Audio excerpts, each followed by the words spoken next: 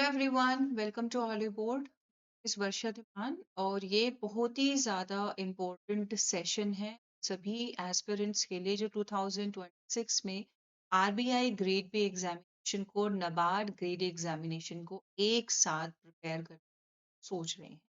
Like there are certain points of difference and certain points of similarities जो यहाँ इस session के through हम क्लियर करेंगे ताकि जो भी आपको एक माइंड में डाउट क्रिएट हो रहा है रिगार्डिंग टू द प्रिपरेशंस वो आपका क्लियर हो जाए।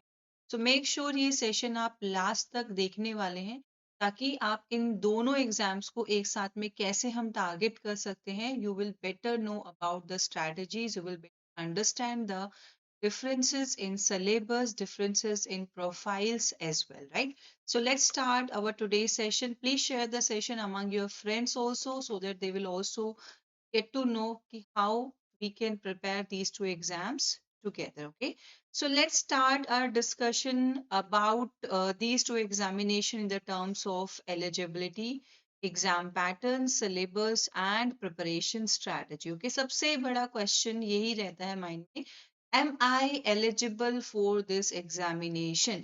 ठीक है, अगर आप criteria fulfill कर रहे हो तो then only you have to go ahead with. Certain students like they feel like कि हाँ हो जाएगा, but after that they realize कि yes, we should do the good study of the exam before moving ahead. ठीक है, so firstly why these exams are important, क्यों जरूरी है, why everyone is targeting these examinations, why we are thinking about RBI, NABARD examination, SEBI, and other such examinations. Okay? Because after qualifying this examination, you will be having prestigious government jobs. You will be part of the organizations which are involved in policy making and financial regulations. And yeah, if I talk about particularly about NABARD examination, so definitely you will get an opportunity for the development of rural sector and the agriculture sector of the country. And yeah, if we talk about the financial stability and the security, both of these job opportunities are providing you attractive salaries and attractive career growth opportunities like that will help you in professional development as well as in your personal development. Okay, तो हमने individually इन exams के बारे में ये सब चीजें काफी बार पढ़ी हैं, so we'll not talk about the salary structures and the career growth in more detail. We'll talk about the syllabus, we talk about the eligibility, exam pattern and how these two exams are related और कैसे आप इनकी साथ में preparations कर सकते हो। ठीक है, सो लेट्स गो अहेड। सबसे पहले if I talk about the RBI, you should be aware of what is RBI and what are the main roles and responsibilities of RBI Grade B officer. So this is the basic information about it. Established in the year 1935, headquarter Mumbai में है, India का central bank है, banking system को regulate करना, monetary policies को regulate करना, they are the main functions of RBI. उसके अलावा when you will be selected as a RBI grade B officer, the salary of RBI grade B officer as compare to the NABARD grade A officer is high. ठीक है, ये मैंने आपको just यहाँ पे ऐसे ही इन्फॉर्म कर दिया है। If we talk about the roles of RBI grade B officer, so his role will be in policy analysis, financial regulations, economic research. ठीक है, और अगर हम आरबीआई के हेडक्वार्टर की बात करेंगे तो that is in Mumbai, right. वहीं पर अगर हम नबार्ड की बात करें, so it is establish in year 1985, headquarter is in Mumbai. और मेन नबार्ड जो है एपेक्स डेवलपमेंट बैंक है agriculture and rural development. So after being selected as a NABARD Grade A officer, your main role will be for the rural development projects for agriculture finances, self-help groups, farmers, producers, organizations, rural livelihood programs. ठीक है, आपका main role यहाँ पर होने वाला। Now, if I talk about who is eligible for these two examinations, so here आप लोग के लिए एक अपॉर्चुनिटी जो है वो broaden हो कि आप इन दोनों एग्जाम्स के लिए साइमल्टेनियसली अप्लाई कर सकते हो। You can do the preparations together, and आपको सिर्फ ग्रेजुएशन होना जरूरी है with 60% marks. Age is 21 to 30 years के बिटवीन होना चाहिए and there is no limits of attempt, कितने भी अटेम्प्ट्स आप दे सकते हो, ठीक है। तो this is another important point two talk about कि 21 to 30 years ऑफ एज दोनों के लिए ग्रेजुएशन होना चाहिए with 60% marks for RBI and similarly graduation होना चाहिए for NABARD grade A. Not limited, कोई अटेम्प्ट्स का लिमिटेशन नहीं है, कितने भी नंबर ऑफ अटेम्प्ट्स यहाँ पे आप दे सकते हो। Next, if I talk about the stages of the examination, so there will be a phase one, then there will be a phase two, and after the phase two, there will be an interview. दोनों ही exam का stages यही है, 3 stage में exam होता है और these are the 3 stages of examining. अब इन तीनों स्टेजेस में वेयर द डिफरेंस कम, ठीक है, कहाँ पे डिफरेंस आपको मेनली फील होता है। If I talk about the RBI grade B exam pattern, तो RBI grade B exam pattern में there will be the questions 200 marks का है, यहाँ पर भी 200 मार्क्स का 120 मिनट्स का टाइम पीरियड गिवन होगा, ठीक है। This is about the RBI exam pattern, ठीक है। General awareness question, quants question, reasoning question और इंग्लिश क्वेश्चंस, यहाँ पे आपके इन 4 सब्जेक्ट से क्वेश्चन होते हैं फेज वन, ठीक है। और वहीं पर अगर मैं नबार्ड के बारे में बात करती हूँ, सिमिलरली 200 क्वेश्चंस हैं, 200 मार्क्स का पेपर है, 120 मिनट्स का टाइम गिवन है, बट यहाँ पे स्लाइड चेंज है। स्लाइड चेंज क्या है कि आपका जो एग्जाम है phase one examination, that is divided into 2 section, qualifying section और मेरिट सेक्शन।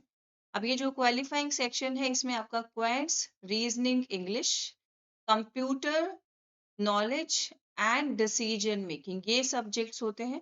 और यहाँ पे आपके मैथ सेक्शन में है ARD agriculture and rural development, ESI economic and social issues, plus हमारा है जनरल अवेयरनेस, ठीक है। तो जनरल अवेयरनेस यहाँ पे 20 मार्क्स का है।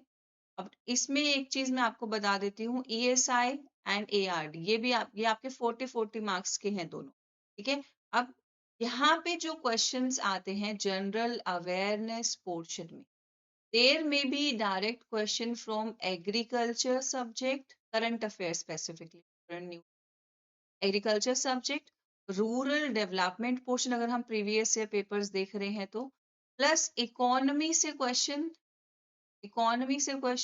प्लस फाइनेंस से, ठीक है। We are having regular finance current affair classes, तो वो यहाँ पे आपके जनरल अफेयर वाले जनरल अवेयरनेस वाले पोर्शंस में भी हेल्प कर रहे हैं और यहाँ पे जनरल फाइनेंस वाले पोर्शन के लिए भी है वो, ठीक है। तो यहाँ पे आपको क्या एक पॉइंट समझ में आया कि यहाँ पे सिर्फ हमने जनरल अवेयरनेस मेंशन कर दिया 80 मार्क्स का, और यहाँ पे हमने उसको 3 सब्जेक्ट्स में डिवाइड करके मेंशन कर, यानी कि फेज वन की प्रिपरेशन तो सेम ही लेवल पे जाने वाली है इस सब्जेक्ट। उसके अलावा क्वांट्स, रीजनिंग और इंग्लिश, यहाँ पे भी मेंशन है क्वांट्स, रीजनिंग और इंग्लिश, बट यहाँ पे ये main I mean important subjects counted है, ठीक है। कट ऑफ के साथ साथ you have to score well तब ताकि आपका फेज टू के लिए क्वालिफाई हो जाए। और यहाँ पे इनको सिर्फ क्वालिफाइंग सेक्शन के अंदर इंक्लूड करें, यानी कि जस्ट आपको कट ऑफ क्रॉस करनी है। वो कट ऑफ क्रॉस करने का ये मतलब नहीं कुछ सिलेक्टेड टॉपिक के 4-5 क्वेश्चन कर के हो जाएगा।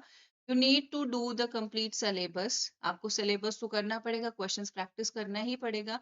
तो आप नबार्ड के लिए अगर सोच रहे थे पहले कि थोड़े से काम चल जाएगा, थोड़ा सा अपना लेवल अप कर लेंगे तो आपका क्वांट्स, रीजनिंग और इंग्लिश आरबीआई के लिए भी साथ में कवर हो जाएगा। अब कौन से इंपॉर्टेंट टॉपिक्स है क्वांट्स, रीजनिंग और इंग्लिश के, I am going to tell you in the next slide, ठीक है। तो ये आपको समझ में आया कि क्वांट्स, रीजनिंग और इंग्लिश दोनों ही एग्जाम्स में है। वहां पे सिर्फ जनरल अवेयरनेस मेंशन कर दिया, यहाँ पे तीनों को सेपरेटली मेंशन कर दिया है, तो तीनों सब्जेक्ट्स यहाँ पे भी जरूरी है, वहां पे भी। तो फेज वन का मोर और लेस सिमिलर पैटर्न है, बट नबार्ड के लिए there will be 20 questions from computer knowledge, 10 questions from your decision making portion. अब ये जो 10 questions यहाँ पे decision making portion से है, I'll complete your decision making errors में कराऊंगी, इसमें कराऊंगी, ठीक है। और वहीं पर ये जो decision making portion है ना, यहाँ मैनेजमेंट में भी आ जाता है। जब हम मैनेजमेंट में अप्रोचेस पढ़ते हैं और फंक्शंस ऑफ मैनेजमेंट पढ़ते हैं, तब हमारा एक कंपोनेंट आता है डिसीजन। ठीक है, तो इनडायरेक्टली अगर आप दोनों एग्जाम को टारगेट करते हैं तो आपने कुछ पोर्शन यहाँ पे किस चीज के लिए कर लिया, आपके मेंस एग्जामिनेशन के लिए, फेज 2 के लिए भी कर।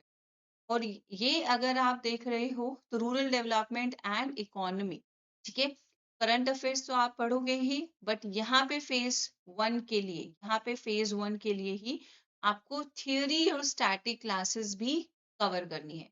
इन शॉर्ट मैं आपको बताऊं कि दोनों ही एग्जाम्स में सिलेबस आपका कोइंसाइड कर रहा है, एक दूसरे के साथ रिलेट कर रहा है।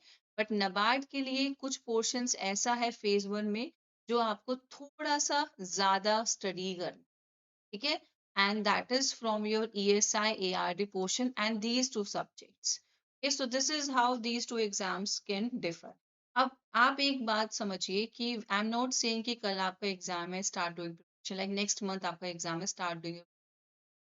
आपके पास गुड नंबर ऑफ डेज हैं, गुड नंबर ऑफ डेज है, नोटिफिकेशन आपके जुलाई अगस्त के अराउंड आएगी, तो you can better utilise this time. ठीक है, जहाँ पे आप अपना 6 to 7 आवर्स एक एग्जाम को दे रहे थे, you just have to add at least extra 2 hours, या फिर इस टाइम को थोड़ा सा यू हैव टू मॉडिफाई, ताकि जो आपके रिमेनिंग सब्जेक्ट्स है वो भी कवर हो जाए इन अ बेटर मैनर। आपको थोड़ा सा प्लानिंग में चेंजेस करना पड़े।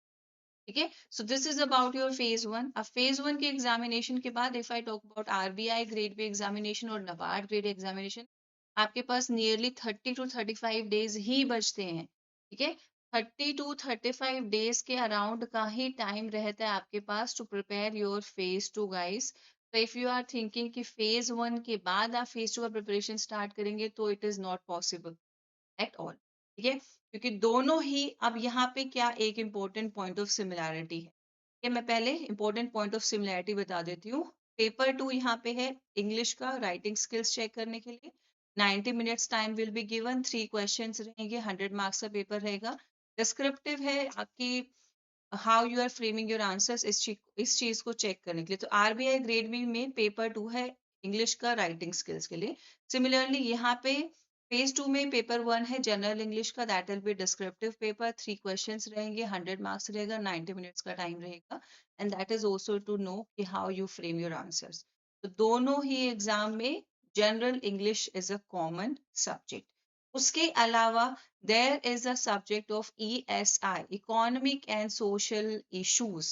पेपर 1 रहेगा 50% ऑब्जेक्टिव, 50% डिस्क्रिप्टिव, 100 मार्क्स का पेपर यहाँ पे है आपका ESI का। Whereas in the NABARD examination, paper 2 will have 2 subjects in it. और दोनों सब्जेक्ट्स का 50 मार्क्स करके वेटेज जा रहा है। तो इकोनॉमिक एंड सोशल इश्यूज आपको दोनों ही एग्जाम्स के लिए पढ़ना है।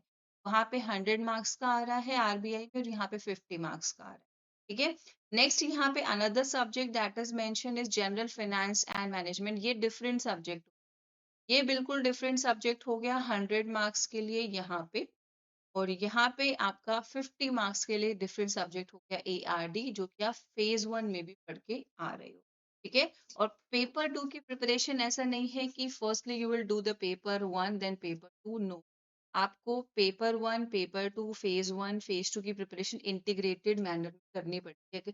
यानी कि अगर आप आज से स्टार्ट करने का सोच रहे हो इन एग्जाम्स का प्रिपरेशन, तो आपको फेज 1 एंड फेज 2 की प्रिपरेशन इंटीग्रेटेड मैनर में करनी पड़े, क्योंकि फेज 2 के जो सब्जेक्ट्स हैं उनके लिए आपको गुड रिवीजन चाहिए, and that will only be possible अगर आपका सिलेबस टाइमली फिनिश हो जाता है। वो टाइमली फिनिश कब होगा, जब आप टाइमली स्टार्ट करोगे and timely good number of hours dedicate करोगे। ठीक है, so then only the things will be done well for you guys, right? So this is clear to you now. Moving ahead, if I talk about the key differences, so the main differences वो हमारे exam pattern में भी आपको समझ में आ गया होगा कि when we talk about the RBI examination focus is on economy and finance, इसीलिए हमारे फेज 2 में ये दो सब्जेक्ट्स हैं। यहाँ पे आपका फोकस होता है ARD में, that's why phase 1 and phase 2 दोनों में हमारा ये subjects include. Banking regulations, and that is for rural credits and development. NABARD is for rural credits and development. Policy making role है एंड डेवलपमेंट बैंकिंग रोल है, साथ में policies के implement. So these are the differences between these two organizations have to play. अब I am giving you कि banking examination का particularly syllabus क्या रहता है. Whenever we talk about any banking examination, उनके सिलेबस के अंदर ये टॉपिक्स बहुत ही कॉमन है. You can see the classes on our mains, जो हमारा मेन यूट्यूब चैनल है हॉलीवुड, यहाँ पे आप क्लासेस देख सकते हो सब्जेक्ट्स की. तो here I am mentioning the subjects for you. अब यहाँ पे आप देखो, quants reasoning and English syllabus more और लेस आरबीआई का और नबार्ड का सेम रहेगा. So these three subjects are must to do. ये आपको करने ही करने हैं for both exam. General awareness high weightage subject, आपके आरबीआई में हाई वेटेज सब्जेक्ट्स हैं और नबार्ड में भी एज वेल. मैंने मेंशन कर दिया है कि जनरल अवेयरनेस में एग्रीकल्चर, बैंकिंग, फाइनेंस, इकोनॉमी सब कुछ आ जाता है जनरल अवेयरनेस के करंट अफेयर्स की जब हम बात करते हैं. ठीक है, so you can not miss anything. This subject is highly important. बस जो आपको अलग से दो सब्जेक्ट्स करने हैं फॉर योर नबार्ड स्पेसिफिकली, वो ये दो सब्जेक्ट्स हैं. ठीक है, और जो हमारे इंडिकेटिव सिलेबस है that is given here. So you can go ahead, you can start with these topics and then you can move ahead with our like पहले आप टॉपिक टेस्ट देंगे टॉपिक कंप्लीट करके. then you can go ahead with the sectional test to know about कि कैसे आपकी preparation चल रही है. and after that you can give the full length mock test. इससे आपको एनालाइज हो जाएगा कि where you are standing, where you are lagging and what kind of changes you have to do in your further preparation. ठीक है, so done. now moving ahead, यहाँ पे this is the syllabus for your NABARD examination. ठीक है, NABARD examination का आप ESI का syllabus, Indian economy and it's nature, inflation, employment generation and poverty alleviation in India, population trends, agriculture, industry, मैं सिर्फ points highlight बता रही हूँ. Financial institutions and rural banking in India, economic globalization, social structure in India, education, social justice pertaining to the various castes and classes, positive discrimination or steps to favor the underprivileged classes. ये हो गया ESI का syllabus NABARD के लिए. अब यहाँ पे आप ESI का सिलेबस देख लो आपके RBI एग्जाम के लिए. आप एक चीज यहाँ पे नोटिस करोगे कि for both the examination the syllabus of ESI is quite same. Although हमारे जो कुछ टॉपिक्स हैं नबार्ड में थोड़ा ज्यादा एलेबोरेटेड मैनर में गिवन है, जो कि हमें ARD को अच्छे से करने में हेल्प करते हैं. ठीक है, वहीं पर आरबीआई में थोड़े से कंसाइज टॉपिक्स हैं but every topic is important, क्योंकि अगर ये कंसाइजली मेंशन है बट 100 मार्क्स आपका ईएसआई से आने वाला, paper 1 will be of your ESI only. तो इन टॉपिक्स का अपने आप ही डेप्थ में आपसे क्वेश्चन पूछा जाएगा and that will B only covered अगर आप इन डेप्थ सारा सिलेबस लेके चल रहे हो. यानी कि जो नबार्ड के लिए ईएसआई के नोट्स हैं उन्हीं को आप ज्यादा बेटर से फोकस कर रहे हो. ठीक है, so growth and development, Indian economy, globalisation, social structure in India. तो ईएसआई दोनों ही एग्जाम्स में क्या हो गया, सेम हो गया. ठीक है, और आपको ये स्टार्टिंग से ही पढ़ना शुरू कर दे. Now if I move ahead for your ART portion, तो एआरटी का जो सिलेबस है that is quite lengthy. You need good number of hours to cover the syllabus. Number of hours जो आपको चाहिए इस सिलेबस को कवर करने के लिए, that needs to be good. Like high number of hours will be. So here we have to go ahead with agriculture, soil and water conservation, water resource, agri and farm engineering, horticulture and plantation, animal husbandry, fisheries, forestry, agriculture extension, ecology and climate change, present scenarios of agriculture and allied activities in India, and at the end rural development. तो ये हमारे portion हो गए rural development. Okay, so these are the different portions or the topics of ARD, which is just to complete for your NABARD examination. तो ये सिर्फ NABARD के तरफ हो गया. वहीं पर just for the RBI you have to cover the financial system, the financial markets and certain general topics related to financial risk management, basics of derivatives, general financial markets and international banking, financial inclusion, alternative sources of finance, ठीक है, budget related जो concepts हैं, so these are the portions included under your general finance subject. अब management की बात करें तो management आपका फर्दर 2 टॉपिक्स में divided. Under one, we'll talk about the fundamentals of management, other subjects related to the organizational behavior. So these things will be covered here. और उसके अलावा ethics at the workplace and the corporate governance के अंदर हम ये सारे topics cover करते हैं.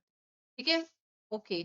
अब यहाँ पे the students, you guys might feel थोड़ा सा nervous because the subjects and the syllabus are quite new, क्योंकि हर किसी ने अपना ग्रेजुएशन या फिर पोस्ट ग्रेजुएशन एग्रीकल्चर सब्जेक्ट से नहीं करा है, आर्ट से नहीं करा है, इकोनॉमी से, economy as a major subject नहीं रहा है आप लोग का, या फिर आपने एज सच किसी भी सब्जेक्ट से ग्रेजुएशन नहीं भी करा है, जनरल स्ट्रीम से ग्रेजुएशन किया, किसी जनरल सब्जेक्ट से ग्रेजुएशन किया है, तब भी आप एलिजिबल हो. और अगर आपको लग रहा है सिलेबस देख के I am not able to compete, ऐसा कुछ भी नहीं है. We have the classes from the very basic. Basic से क्लासेस हैं, ठीक है, यानी कि जिन्होंने ये सब्जेक्ट्स पहले टच भी नहीं करे हैं, they will also understand the content, उनको कंटेंट भी समझ में आएगा, and they will also understand the concept जिनके बेसिस पे वो अपनी प्रिपरेशन को इन अ गुड मैनर आगे कर सकते हैं. What's the only thing that matters to you at this point? Your determination, that you want to qualify the exam, you want to do. आपको अगर डिसाइड कर लिया है कि आपको ये करना है, तो you need to start dedicating good numbers of hour. ठीक है, आपको डेली बेसिस पे अपने प्रिपरेशन में अच्छा टाइम कंट्रीब्यूट करना पड़ेगा. ठीक है, and the subjects are quite new. हम बैंकिंग के जो सब्जेक्ट्स है, क्वांट्स, रीजनिंग एंड इंग्लिश, उनको कहीं से भी कर लेते हैं, नो डाउट वो हमारे सब्जेक्ट्स हो भी जाते हैं. पर जो हमारे हाई स्कोरिंग सब्जेक्ट्स है, starting from general awareness, ESI portion, General Finance and Management portion, ARD portion और Descriptive English portions.